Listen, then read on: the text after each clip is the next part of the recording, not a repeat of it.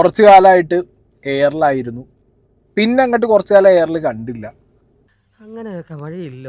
അപ്പൊ ഞാൻ വീണ്ടും നോക്കുമ്പോ ദേ ഇരിക്കണ എയറിൽ.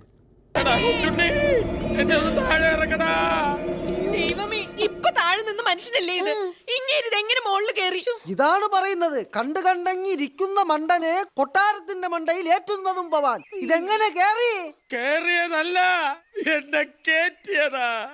മിസ്റ്റർ മൃണാൽ. ഇവൻ ഇതൊക്കെ പറയുവാ. ഒന്നുമില്ലേ, സോറി, വരാണ്ടിരിക്കാൻ മാക്സിമം നോക്കിയതാണ്, പറ്റിയില്ല.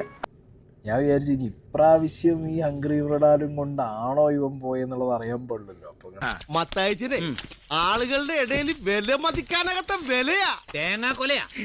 നോക്കി എന്തിനാണ് ആശാൻ എയർ പോയത്. ബൺമസ്കാണ് വിഷയം. അയ്യന്റെ മോനെ. അപ്പൊ കുറച്ചു കാലം ഇങ്ങനെ എയർന്ന് ഇറങ്ങി ഒന്നിങ്ങനെ ഫ്ലാറ്റ് സ്കെയിലിൽ പോവായിരുന്നു ആള്. ആരോട് ഇതിങ്ങനെ എത്ര വട്ടം പറഞ്ഞു? ഒന്ന് മോളിക്ക് കത്തിക്കയറണല്ലോ. ഇപ്രാവശ്യം പിടിച്ചിരിക്കുന്നത് ബൺമസ്ക് ആണ്. അതിപ്പോ ഓരോ കീഴ്വഴക്കങ്ങളാവുമ്പോ ബൺമസ്ക് ഇനിയിപ്പോ ഹംഗ്രി മൃണാലിൽ വെറുതെ ഓർഗാനിക് ആൻഡ് ഹൈജീനിക് ആൻഡ് ഗുണമിക് സാധനമാണോ എന്ന് നമുക്ക് പറയാറില്ല.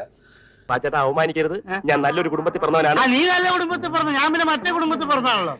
നാട്ടിൽ വിൽക്കുന്ന ബൺമസ്ക കഴിച്ച ആളുകൾ മരിക്കാനുള്ള സാധ്യത ഉണ്ട് എന്നാണ് ഹംഗ്രി മൃണാലിന്റെ ഓണറായ മൃണാൽ. നിന്റെ തലയ്ക്ക് വല്ല അസുഖമുണ്ടോ? ഇല്ല. പിന്നെ എന്താ ഇതിന്റെ അർത്ഥം? ബൺമസ്ക ട്രെൻഡ് അല്ലേ കഴിച്ച ആ സ്ഥാനത്ത് നിങ്ങളെ കൊല്ലാൻ പറ്റൂട്ടോ. എന്ത് ചെയ്യാനാടോ, താങ്ങി നിർത്തേണ്ടത് നമ്മുടെ ആവശ്യമായി പോയില്ലേ.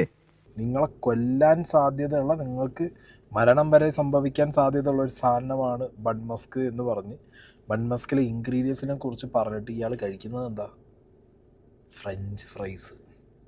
പല സ്ഥലങ്ങളിലും ഞാൻ ബോർഡ് വരെ കണ്ടിട്ടുണ്ട്. സിഗരറ്റ് വരെ ഓക്കെയാണ്, നിങ്ങൾ ഈ സാധനം അടിച്ചു കയറ്റി തിന്നരുത് എന്ന് പറഞ്ഞിട്ട് ഇരുന്ന് മാക്കെന്ന് അടിച്ചുകൊണ്ടിരിക്കുകയാണ്.